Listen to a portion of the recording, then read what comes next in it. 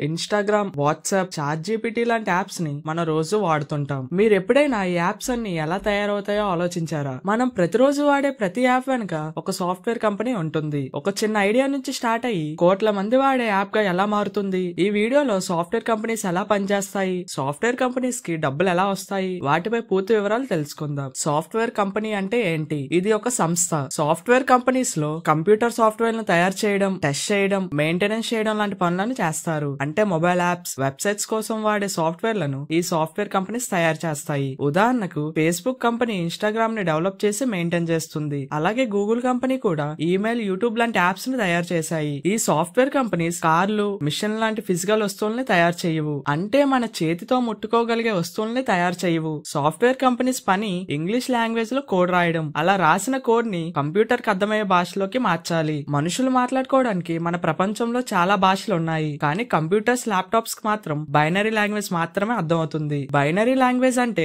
Zeros and once. Software కంపెనీలు రెండు రకాలుగా ఉంటాయి. మొదటిది ప్రొడక్ట్ బేస్డ్ కంపెనీస్. ఈ సాఫ్ట్వేర్ కంపెనీస్ తమ సొంతంగా ఒక సాఫ్ట్వేర్ ని తయారు చేసి మార్కెట్ లోకి వదులుతారు.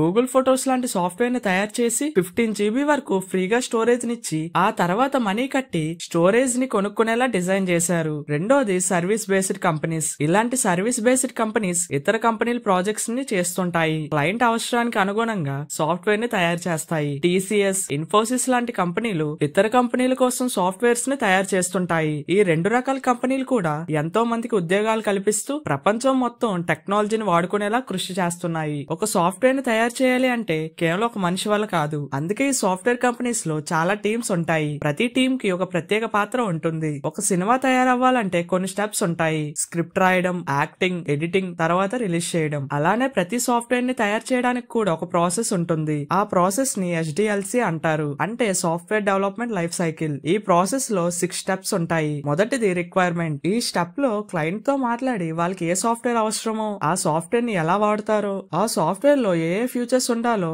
అన్ని వివరంగా అడిగి తెలుసుకుంటారు. క్లయింట్ అవసరాలను తెలుసుకుంటే మిగతా స్టెప్స్ ఈజీగా అయిపోతాయి. రెండోది డిజైన్. క్లయింట్ అవసరాలు తెలుసుకున్న తర్వాత ఆ యాప్ ని డిజైన్ చేయాలి. యాప్ కి స్ట్రక్చర్ ఎలా ఉండాలి, యూజర్ ఎక్కడ క్లిక్ చేస్తాడు, యాప్ ఎలా కనిపించాలి, ఎలా పని చేయాలి లాంటి వాటిని యూజర్ ఇంటర్ఫేస్ లేదా యూజర్ ఎక్స్పీరియన్స్ డిజైనర్లు ప్లాన్ చేసి డిజైన్ చేస్తారు. డిజైన్ అనేది యాప్ కి ఒక బ్లూ ప్రింట్ లాంటిది. మూడోది డెవలప్మెంట్. ఈ స్టెప్ లో developers Java, Python, Java script లాంటి లాంగ్వేజెస్ ని యూజ్ చేసి కోడ్ రాస్తారు. యాప్ లాగిన్, సెర్చ్ బటన్ లాంటి వాటన్నిటికీ కోడ్ రాస్తారు. యాప్ లో ప్రతి ఫ్యూచర్ పనిచేయాలంటే డెవలపర్ బ్యాక్ ఎండ్ లో కోడ్ రాస్తారు. నాలుగోది టెస్టింగ్. ఈ స్టెప్ ని క్వాలిటీ చెక్ అని కూడా అంటారు. ఈ స్టెప్ లో యాప్ సరిగ్గా పనిచేస్తుందా, యాప్ లో ఏమైనా బగ్స్ ఉన్నాయా అని యాప్ ని ఫుల్ గా చెక్ చేస్తారు. యూజర్ కి వాడేటప్పుడు ఎలాంటి ఇబ్బందులు రాకూడదని ఈ స్టెప్ లో మాన్యువల్ అండ్ ఆటోమేటెడ్ టెస్టింగ్ కూడా చేస్తారు. ఐదోది డిప్లాయ్మెంట్. టెస్టింగ్ పూర్తయి గ్రీన్ సిగ్నల్ వస్తే ఆ యాప్ ని Google Play Store, app store లేదా వెబ్సైట్స్ లో రిలీజ్ చేస్తారు. ఆ తర్వాత యూజర్స్ ఆ యాప్స్ ని వాడడం మొదలు పెడతారు.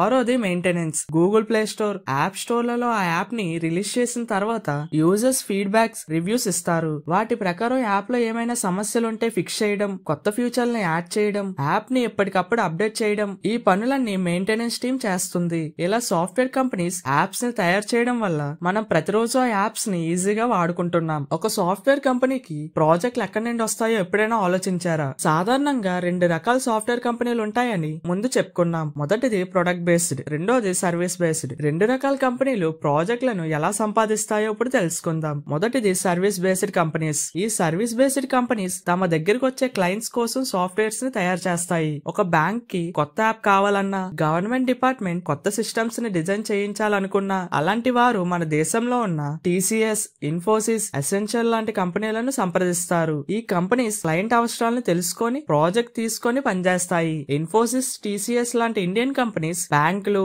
ఎయిర్లైన్స్, ప్రభుత్వం, ప్రొడక్ట్ బేస్డ్ కంపెనీస్ నుంచి ఎక్కువగా ప్రాజెక్ట్స్ ని పొందుతారు. అంతేకాని ఈ కంపెనీస్ తమ సొంతంగా సాఫ్ట్వేర్స్ ని తయారు చేయవు. రెండోది ప్రొడక్ట్ బేస్డ్ కంపెనీస్. ఈ ప్రొడక్ట్ బేస్డ్ కంపెనీస్ తమ సొంత ఐడియాలతో సాఫ్ట్వేర్స్ ని తయారు చేస్తాయి. అడోబ్ అనే కంపెనీ ఫోటోషాప్, ఇల్యూజిలేటర్ లాంటి టూల్స్ ని తమ సొంతంగా ఆలోచించి తయారు చేశారు. Google company Gmail, Google maps, YouTube లాంటివి ప్లాన్ చేసి తయారు చేసింది. ఇలాంటి ప్రొడక్ట్ బేస్డ్ కంపెనీస్ మార్కెట్ ని అర్థం చేసుకొని జనాలకు ఉపయోగపడే సాఫ్ట్వేర్ యాప్స్ ని తయారు చేస్తూ ఉంటాయి. సాఫ్ట్వేర్ కంపెనీలు డబ్బు ఎలా సంపాదిస్తారు? సాఫ్ట్వేర్ కంపెనీలు మిగతా బిజినెస్ చేసే వారి లాగానే డబ్బు సంపాదిస్తాయి. కానీ ఫిజికల్ ప్రొడక్ట్స్ కాకుండా డిజిటల్ ప్రొడక్ట్స్ ని అమ్మడం ద్వారా కోట్లలో డబ్బు సంపాదిస్తారు. మొదటిది service based companies. Client project ఇస్తే ఆ ప్రాజెక్ట్ పూర్తి చేయడానికి ఎంత సమయం పడుతుందో దాన్ని బట్టి ఛార్జ్ చేస్తారు. కొన్ని సందర్భాల్లో గంట చొప్పున డబ్బు తీసుకుంటారు. మరికొన్ని సందర్భాల్లో ప్రాజెక్ట్ మొత్తానికి ఒకేసారి డబ్బు తీసుకుంటారు. ఉదాహరణకి ఒక అమెరికన్ బ్యాంక్ తమ కొత్త మొబైల్ అప్లికేషన్ కోసం ఇన్ఫోసిస్ కి ప్రాజెక్ట్ ఇచ్చింది. ఇన్ఫోసిస్ ఆ ప్రాజెక్ట్ చేయడానికి కోట్ల రూపాయలు తీసుకుంది. రెండోది ప్రొడక్ట్ బేస్డ్ కంపెనీస్. ఈ ప్రొడక్ట్ బేస్డ్ కంపెనీస్ తమ సొంతంగా సాఫ్ట్వేర్ ని తయారు చేసి మార్కెట్ లో అమ్ముకుంటారు. ఈ కంపెనీల బిజినెస్ ఒక్కసారి తయారు చేసిన ప్రొడక్ట్ ని మళ్ళీ మళ్ళీ అమ్మడం. ఇందులో రెండు మోడల్స్ ఉంటాయి. మొదటిది లైసెన్స్ మోడల్. ఒక్కసారి డబ్బు చెల్లించి ఆ సాఫ్ట్వేర్ అప్లికేషన్ ని వాడుకోవచ్చు. ఉదాహరణకి ఫోటోషాప్ లైసెన్స్ కొంటే మీరు ఈ అప్లికేషన్ ని మీ కంప్యూటర్ లో జీవితాంతం వాడుకోవచ్చు. రెండోది సబ్స్క్రిప్షన్ మోడల్. ఈ మోడల్లో నెలకి లేదా సంవత్సరానికి డబ్బు చెల్లించి సబ్స్క్రిప్షన్ తీసుకోవాలి. ఉదాహరణకి మైక్రోసాఫ్ట్ ఆఫీస్ 365 నెల లేదా సంవత్సరానికి డబ్బు చెల్లించాలి. నెట్ఫ్లిక్స్, స్పాటిఫై, చాట్‌జీపీటీ ప్లస్ ఇవన్నీ సబ్స్క్రిప్షన్ మోడల్ ఆధారంగానే డబ్బులను సంపాదిస్తున్నాయి. మనం ప్రతిరోజు ఇన్స్టాగ్రామ్, ఫేస్బుక్, యూట్యూబ్ లాంటి యాప్స్ ని ఫ్రీగా వాడుకుంటున్నాం. కానీ మనకి ఒక్క రూపాయి కూడా రాదు. కానీ ఆ యాప్స్ మాత్రం రోజు కోట్ల రూపాయలు సంపాదిస్తున్నాయి. అది ఎలా అంటే అడ్వర్టైజింగ్ రెవెన్యూ. మీరు ఇన్స్టాగ్రామ్ స్క్రోల్ చేసేటప్పుడు మధ్యలో ఒక స్పాన్సర్ యాడ్ వస్తుంది, గుర్తుందా? ఫేస్బుక్ లో సజెస్టెడ్ ఫర్ యూ అని కొన్ని యాడ్స్ వస్తాయి. యూట్యూబ్ లో వీడియో స్టార్ట్ అవ్వక ముందే యాడ్ వస్తుంది. ఈ యాడ్స్ వల్లే ఈ యాప్స్ కి కోట్లలో డబ్బులు వస్తాయి. చిన్న బిజినెస్ ల నుండి పెద్ద బ్రాండ్ల వరకు అందరూ తమ ప్రొడక్ట్స్ ని ప్రమోట్ చేసుకోవడానికి ఇన్స్టాగ్రామ్, యూట్యూబ్, ఫేస్బుక్ లాంటి ప్లాట్ఫామ్లను సెలెక్ట్ చేసుకొని వాళ్ళకి డబ్బులను చెల్లించి అడ్వర్టైజ్మెంట్స్ వేసుకుంటారు. మనం ఆ అడ్వర్టైజ్మెంట్స్ ని చూసినా లేదా క్లిక్ చేసినా ఆ యాప్స్ కి డబ్బులు వస్తాయి. అంటే మనం ఈ యాప్స్ ని యూజ్ చేసినందుకు డబ్బులు కట్టకపోయినా మన అటెన్షన్, మన టైం ని ఆ యాప్లు డబ్బులుగా మార్చుకుంటున్నాయి. ఒక సాఫ్ట్వేర్ ఇంజనీర్ జీవితం ఎలా ఉంటుంది? ఒక సాఫ్ట్వేర్ ఇంజనీర్ జీవితంలో ఫుల్ గా కోడ్ మాత్రమే ఉండదు. మధ్యలో ఎంజాయ్మెంట్, టీ బ్రేక్స్, ఫోన్ లో రీల్స్ చూసుకోవడం లాంటివి కూడా ఉంటాయి. ఉదయం 9 గంటలకు లాగిన్ అవ్వడం, రోజంతా గూగుల్ మీట్, జీరా, గిట్హబ్ ఈ మూడింటిలో సాఫ్ట్వేర్ ఇంజనీర్ జీవితం తిరుగుతూ ఉంటుంది. ఎక్కువ మంది వర్క్ ఫ్రం హోమ్ మోడల్లో ఇంట్లో నుంచే పనిచేస్తున్నారు. ఉదయం 10 గంటలకు స్టాండప్ మీటింగ్. ప్రతిరోజు సాఫ్ట్వేర్ కంపెనీస్ లో చిన్న మీటింగ్ ఉంటుంది. దీన్ని స్టాండప్ మీటింగ్ అంటారు. ఈ మీటింగ్ లో ఎవరెవరు ఏ పని చేస్తున్నారు, ఏ సాఫ్ట్వేర్ పై పనిచేస్తున్నారో అప్డేట్ చేస్తారు. ఈ మీటింగ్ 15 నుంచి 20 నిమిషాల్లో అయిపోతుంది. ఉదయం 10:30 నుండి మధ్యాహ్నం 1 గంట వరకు కోడింగ్ టైం. అసలైన పని ఎప్పుడు మొదలవుతుంది. కోడ్ రాయడం, చిన్న చిన్న బగ్స్ ని ఫిక్స్ చేయడం, టెస్ట్ చేయడం, డాక్యుమెంట్ రాయడం ఇవన్నీ జరుగుతాయి. ఈ టైంలో software engineers brain full speed లో ఉంటుంది.